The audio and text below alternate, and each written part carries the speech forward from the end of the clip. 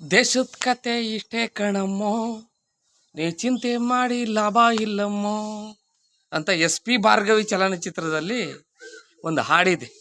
ದೇವರಾಜ್ ಅವರು ಮಾಲಾಶ್ರೀ ಅವ್ರಿಗೆ ಹೇಳ್ತಾರೆ. ಹಂಗಾಗಿ ಭಾರತ ದೇಶ ಈಗ ಅಚ್ಚೇ ದಿನಗಳು ಕಳೆದು ಸ್ವತಂತ್ರ ಪೂರ್ವದ ಲುಚ್ಚಾ ದಿನಗಳಿಗೆ ಬಂದು ನಿಂತಿದೆ. ಹಲವಾರು ಜನ ಬುದ್ಧಿಜೀವಿಗಳು, ಜ್ಯೋತಿಷ್ಯಕಾರರು ಹೇಳ್ತಿದ್ರು, 3ನೇ ಮಹಾಯುದ್ಧ ನಡೆದರೆ ಜಗತ್ತಿನಲ್ಲಿ, ದೇಶದಲ್ಲಿ ಅಲ್ಲೋಲ ಕಲ್ಲೋಲ ಸೃಷ್ಟಿಯಾಗ್ತದೆ, ಮನುಷ್ಯ ಬದುಕೋದಕ್ಕೆ ಕಷ್ಟವಾಗ್ತದೆ ಅಂತ. ಆ ಮಟ್ಟಕ್ಕೆ ಬಂದು ನಿಂತಿದೆ. ಕಳೆದು 1 ವಾರಗಳ ಹಿಂದೆ ಈ ದೇಶದ ಗೌರವಾನ್ವಿತ ಪ್ರಧಾನಮಂತ್ರಿಗಳು ಹೇಳ್ತಾರೆ, ಚಿನ್ನವನ್ನು ಖರೀದಿ ಮಾಡೋದನ್ನು ಕಡಿಮೆ ಮಾಡಿ. ನಿಜ, 80% ಚಿನ್ನ ಹೊರದೇಶದಿಂದ ನಾವು ತಗೊಳ್ತೀವಿ. ದುಡ್ಡೆಲ್ಲ ಹೊರದೇಶಕ್ಕೆ ಹೋಗ್ತದೆ, ಹಂಗಾಗಿ ಕಡಿಮೆ ಮಾಡಿ. ಪೆಟ್ರೋಲ್ ಡೀಸೆಲ್ ಬಳಕೆಯನ್ನು ಕಡಿಮೆ ಮಾಡಿ. ಅನಾವಶ್ಯಕ ಓಡಾಟವನ್ನು ಕಡಿಮೆ ಮಾಡಿ. ಸಾರ್ವಜನಿಕ ಸಾರಿಗೆಯನ್ನು ಬಳಸ್ತೇರೇನಾಯ್ತದೆ, ಒಂದು ದಿನಕ್ಕೆ ಈ ದೇಶದ ಆಯಿಲ್ ಕಂಪ್ನಿಗಳು 1,000 ಕೋಟಿ ನಷ್ಟವನ್ನು ಅನುಭವಿಸ್ತಾ ಇವೆ.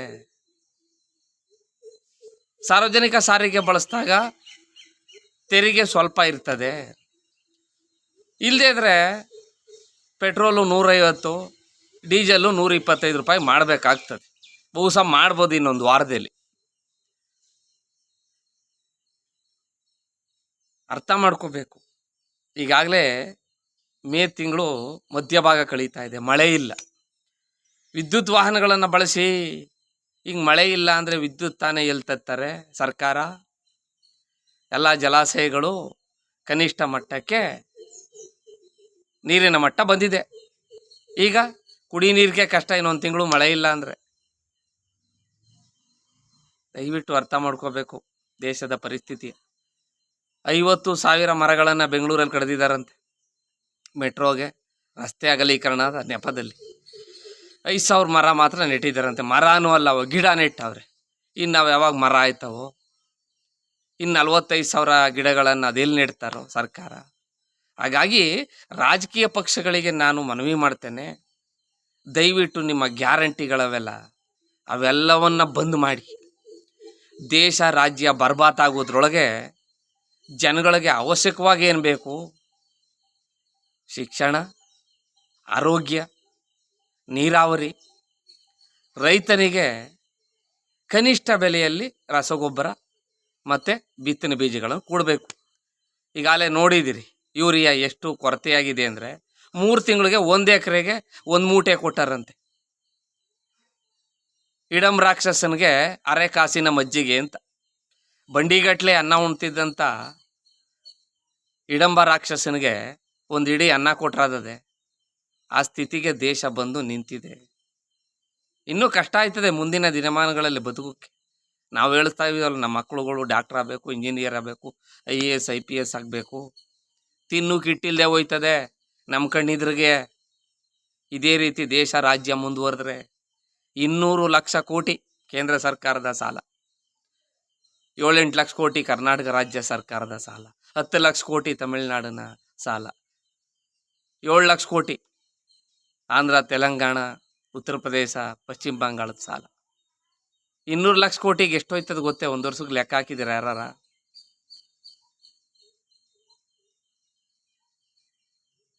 $1,40,000 ಕೋಟಿ. ಒಂದು ತಿಂಗಳಿಗೆ ಕೇಂದ್ರ ಸರ್ಕಾರ ಕೊಡಬೇಕಾದಂಥ ಸಾಲದ ಮೇಲಿನ ಬಡ್ಡಿ 1 ವರ್ಷಕ್ಕೆ ಎಷ್ಟಾಯ್ತದೆ? ಇವೆಲ್ಲ ದಯವಿಟ್ಟು ಅರ್ಥ ಮಾಡ್ಕೋಬೇಕು.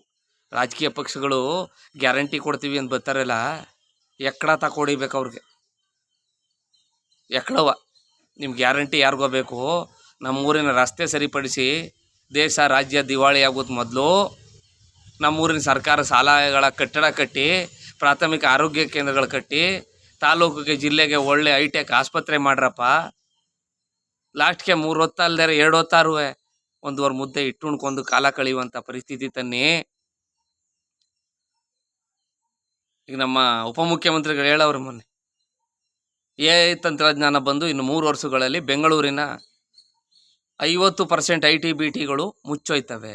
ಮತ್ತೆ ಯಾರೋ ಮೊನ್ನೆ ಹೇಳವ್ರೆ 400 ಕಾರ್ಖಾನೆಗಳು ಪೀಣ್ಯದಲ್ಲಿ ಬಾಕ್ಲಾಗ್ತಾ ಇದಾವಂತೆ.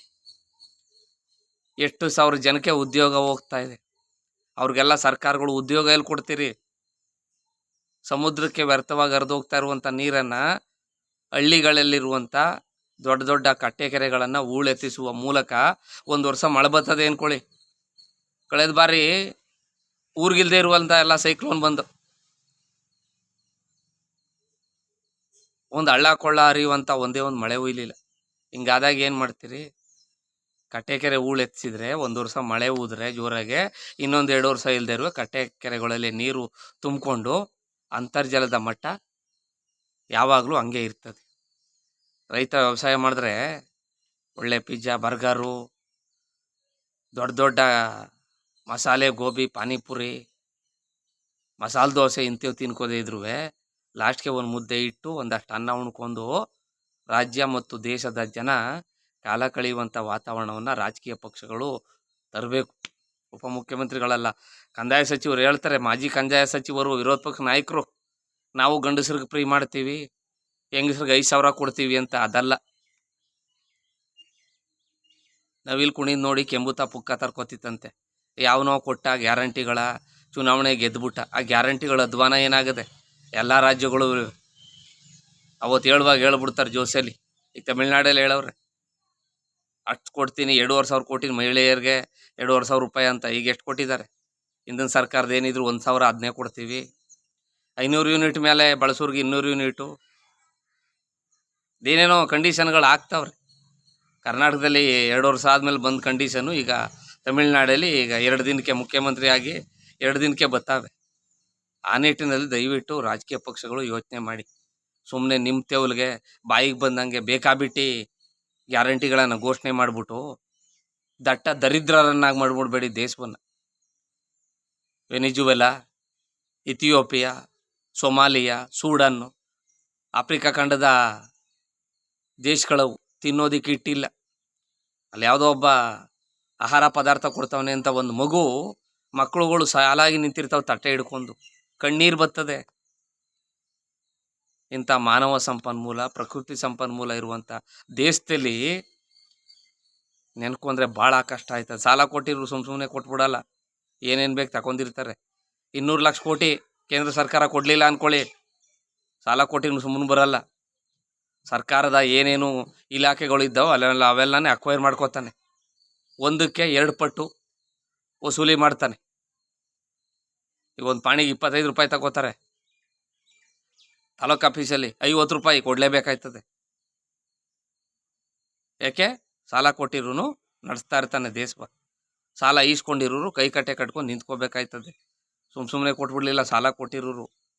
ಆದ್ದರಿಂದ ರಾಜಕೀಯ ಪಕ್ಷಗಳು ನಾನು ಮನವಿ ಮಾಡ್ತೇನೆ, ದಯವಿಟ್ಟು ಅಚ್ಚೇ ದಿನ ಅನ್ಕೊಂಡು ಈ ದೇಶದಕ್ಕೆ, ಈ ರಾಜ್ಯಕ್ಕೆ ದಯವಿಟ್ಟು ಲುಚ್ಚಾ ದಿನಗಳನ್ನಂತೂ ತರಬೇಡಿ. ಯಾರನ್ನಾರು ಚೆನ್ನಾಗಿದ್ದೀರಾ, ಏನೋ ಪರವಾಗಿಲ್ಲ ಅಂತಾರಲ್ಲ, ಆ ಪರವಾಗಿಲ್ಲ ಅನ್ನೋ ಮಟ್ಟಕ್ಕೆ ಮಾಡಿ. ಈ ದೇಶದ ಬಡವನನ್ನು ಮಧ್ಯಮ ವರ್ಗದನ್ನು ಶ್ರೀಮಂತನಾಗಿ ಮಾಡದೇ ಇದ್ರೂ ಪರವಾಗಿಲ್ಲ. ನೀವು ಎಲ್ಲಿ ಇರ್ತಾರೆ ಅವ್ರವ್ರು ಅಲ್ಲಲ್ಲೇ ಇರಲಿ, ನೆಮ್ಮದಿಯಾಗಿರಲಿ. ಆ ನೆಮ್ಮದಿಯನ್ನು ಕೊಡುವಂಥ ವಾತಾವರಣವನ್ನು ರಾಜಕೀಯ ಪಕ್ಷಗಳು ಸಂವಿಧಾನದ ಹೆಸರಲ್ಲಿ, ಭಗವಂತನ ಹೆಸರಲ್ಲಿ ಪ್ರಮಾಣ ಮಾಡಿ ಅಧಿಕಾರಕ್ಕೆ ಬಂದಿರ್ತೀರಿ, ದಯವಿಟ್ಟು ಹೊಟ್ಟೆಗೆ ಅನ್ನ ತಿನ್ನುವಂಥ ಕೆಲಸ ಮಾಡಿ. ಉಗಿದ್ಬಿಟ್ಟಾಕಿ ಈ ಕೆಲಸಕ್ಕೆ ಬರದೇ ಇರೋ ಗ್ಯಾರಂಟಿಗಳ, ಅವತ್ತರಿಂದ ಏನು 50 ವರ್ಷ ಕೊಟ್ಟರು ಜನ ಉದ್ಧಾರ ಆಗೋದಿಲ್ಲ. ಜನಗಳು ಬೇಕಾಗಿರೋದೇನು? ಅವರು ದುಡಿಯುವಂಥ ದುಡ್ಡು ಶಿಕ್ಷಣಕ್ಕೆ, ಅವ್ರ ಮಕ್ಕಳು ಶಿಕ್ಷಣಕ್ಕೆ, ಅವ್ರ ಆರೋಗ್ಯಕ್ಕೆ, ಆಹಾರ ಪದಾರ್ಥಗಳಿಗೆ, ಇವಕ್ಕೆ ಹೋಯ್ತಾದೆ. ಸಾರ್ವಜನಿಕ ಸಾರಿಗೆ ಕಡಿಮೆ ದರದಲ್ಲಿ ಕೊಡಬೇಕು, ಕಟ್ಟುನಿಟ್ಟಿನ ಕ್ರಮ ತಗೋಬೇಕು. ಖಾಸಗಿ ವಾಹನಗಳು ಬರ್ಸೋಕ್ಕೆ ನೀವು ಎಷ್ಟೇ ಕೂತ್ಕೊಂಡ್ರೂ ನಾಯಿ ಬಾಲ್ಕೆ ದಬ್ಬೆ ಕಟ್ಟದಂಗೆ ಆಯ್ತದೆ. ದಬ್ಬೆ ತೆಗೆದ್ಮೇಲೆ ತಿರ್ಗಾ ಸೊಟ್ಕಾಯ್ತದೆ. ಆ ಪರಿಸ್ಥಿತಿ. ಯಾರೋ ಅಲ್ಲೊಬ್ಬ ಎಲ್ಲೋ ಹೇಳ್ಬೋದು, ಪ್ರಧಾನಮಂತ್ರಿ ಹೇಳವ್ರೆ ನಮ್ಮ ಮೆಟ್ರೋದಲ್ಲಿ ಹೋಯ್ತಾವ್ನು, ಬಸ್ಸಲ್ಲಿ ಹೋಯ್ತಾವ್ನಿ ಅಂತ. ಪ್ರತಿಯೊಬ್ಬರು ತಿಳ್ಕುವಂಥ ವಾತಾವರಣವನ್ನು ಮನದಟ್ಟು ಮಾಡುವ ರೀತಿ ರಾಜಕೀಯ ಪಕ್ಷಗಳು, ಬುದ್ಧಿವಂತರು ಜನಗಳಿಗೆ ಮನವರಿಕೆ ಮಾಡಿಕೊಡ್ಬೇಕು. ಹಾಗಾದಾಗ ಖಂಡಿತ ಅಚ್ಚೇ ದಿನದ ಇಲ್ಲದೇ ಇರುವ ಸಾಧಾರಣ ದಿನ ಬರ್ತದೆ.